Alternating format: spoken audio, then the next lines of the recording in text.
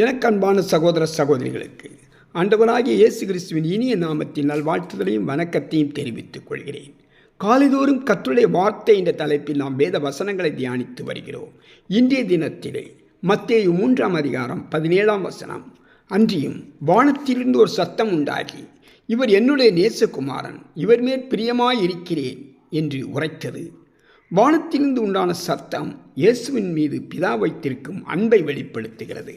இயேசுவை பற்றி பிதாவானவர், இவர் என்னுடைய நேசகுமாரன், இவரில் நான் பிரியமாயிருக்கிறேன் என்று அறிவிக்கிறார். இயேசு கிறிஸ்து பிதாவுக்கும் மனுஷருக்கும் இடையே மத்தியஸ்தராக இருக்கிறார்.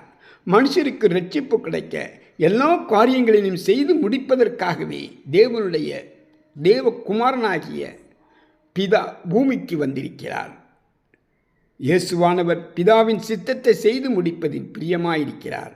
பிதாவின் சித்தத்தை செய்வதற்கு தன்னை முழுவதுமாய் அர்ப்பணித்திருந்தார். ஆகையால் பிதா குமாரன் மீது பிரியமாயிருந்தார். பிதாவாகிய தேவன் இயேசுவின் மீது பிரியமாயிருப்பது போல நம் மீதும் பிரியமாயிருக்கிறார். நம்முடைய பாவங்களிலிருந்து சாபங்களிலிருந்தும் ரட்சிப்பதற்காகவே தம்முடைய ஒரே பேரான நேசகுமாரனாகிய இயேசு கிறிஸ்துவையே கல்வாரி சிலுவையின் பலியாக ஒப்புக்கொடுத்து மனித குலத்தின் மீது பிதாவாக வைத்திருக்கும் அன்பை வெளிப்படுத்தியிருக்கிறார். இயேசு கிறிஸ்துவனுடைய எல்லா சுபாவங்களும் பிதாவுக்கு பிரியமாயிருக்கிறது.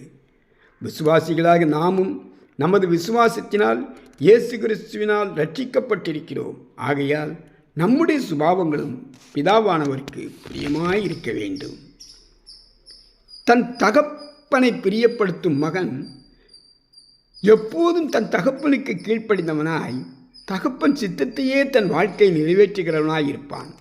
தகப்பன் அவனை குறித்து மகிழ்ச்சி அடைவார். இதற்கு மாதிரிதான் இயேசு உலகத்தில் வாழ்ந்த வாழ்க்கை.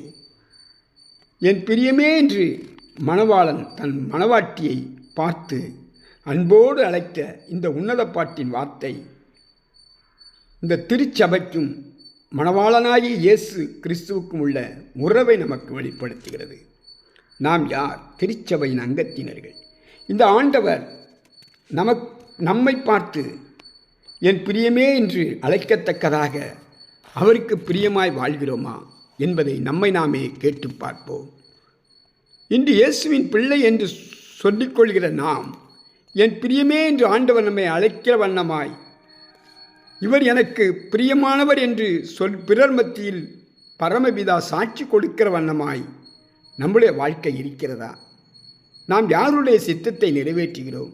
யாருக்கு பிரியமாய் நடக்கிறோம்? கர்த்தருடைய இருதயத்துக்கு ஏற்றவன் என்று பெயர் பெற்ற தாவீது ராஜா பல நேரங்களில் என் தேவனே, உமக்கு பிரியமானதை செய்ய விரும்புகிறேன் என்றும் உமக்கு பிரியமானதை செய்ய போதித்தருளும் என்று விண்ணப்பம் செய்து கர்த்தருக்கு பிரியமானதை தன் வாழ்க்கையில் நிறைவேற்றுகிறவனாக வாழ்ந்து வந்தார். நாம் மெய்யாகவே தேவனுடைய பிள்ளைகள் என்றால் அவருடைய விருப்பத்தை நிறைவேற்றுவதில் உறுதியாய் இருப்போம் அல்லவா?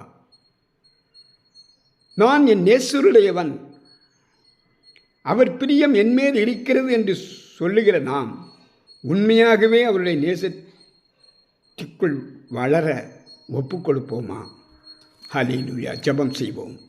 மகா பரிசுத்தமுள்ள நல்ல பிதாவே, ஸ்தோத்தரிக்கிறோம் ஆண்டவரே, நன்றியோடு துதிக்கிறோம். தாவீது பாடிய வண்ணமாகப்பா, உமக்கு பிரியமானதை செய்ய எங்களுக்கு நீர் கற்றுத்தரும்படியாக நாங்கள் செபிக்கிறோம் ஆண்டவரே. அப்பா, ஸ்தோத்தரிக்கிறோம், நன்றியோடு துதிக்கிறோம் ஆண்டவரே. நாங்கள் எங்கள் வாழ்க்கையிலே ராஜா, அப்பா, உம்முடைய சித்தத்தை மாத்திரம் செய்பவர்களாகவும் அப்பா இருக்க எங்களுக்கு நீர் கிருபை தரும்படியாய் நாங்கள் செபிக்கிறோம். துதி கன மகிமையாக உமக்கு ஏறடிக்கிறோம். இயேசுவின் நாமத்தில் ஆமென்.